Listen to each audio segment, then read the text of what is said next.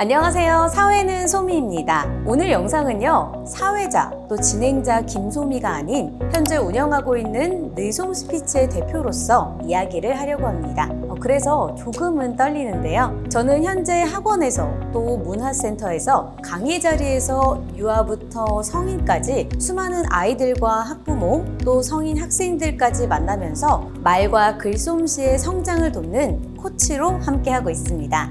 앞으로 사회는 소미 채널에서 다양한 카테고리로 여러분의 그리고 우리 아이들의 말과 글솜씨를 한층 더 성장시킬 수 있도록 스피치 이야기도 해보려고 합니다. 오늘은 그 첫 번째로 청중의 눈높이 어떻게 맞춰야 할까? 앞서 소개한 부분에서 저는 느솜 스피치를 운영하고 있다고 말씀드렸는데요. 느솜 스피치에 오는 이들의 연령대는 유아부터 성인까지 굉장히 다양합니다. 이렇게 연령대가 다양한데 과연 똑같이 수업을 할 수 있을까요? 그럴 수는 없겠죠. 그렇다면 이렇게 다양한 청중의 눈높이 어떻게 맞추는 게 좋을지 이야기해 보겠습니다.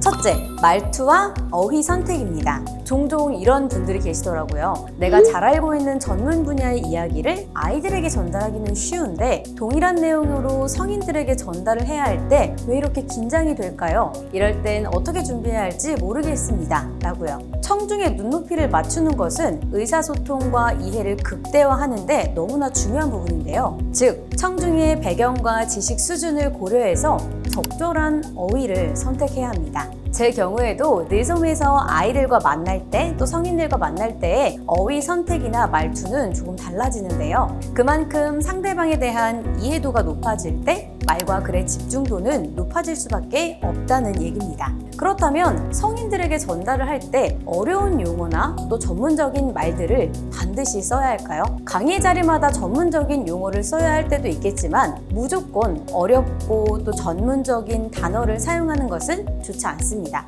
필요한 부분 정도만 사용하되 단어의 뜻을 생각해서 보다 이해하기 쉬운 어휘로 선택해서 강의를 한다면 이해도도 높아지고 또 집중도도 높아질 수 있습니다.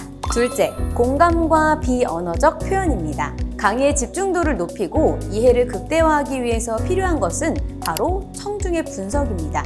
즉, 청중의 관심과 감정을 잘 이해하면요, 보다 더 강력한 공감대를 형성할 수 있게 되는데요. 이를 통해 청중과의 상호작용도 높이고 또 메시지를 더 효과적으로 전달할 수 있게 됩니다. 내가 전달하고자 하는 내용의 이해를 돕기 위해서 아이들에게는 아이들이 충분히 공감할 만한 이야기로 또 성인들에게는 이들에 맞는 사례와 또 이야기로 공감을 얻어야 합니다. 즉, 강의의 난이도가 아니라 동일한 내용의 강의라고 해도 청중의 연령대에 꼭 맞는 사례나 또 공감을 구성한다면 보다 이해도 높은 발표나 강의가 될 수 있습니다. 나아가 비언어적 요소도 중요한데요.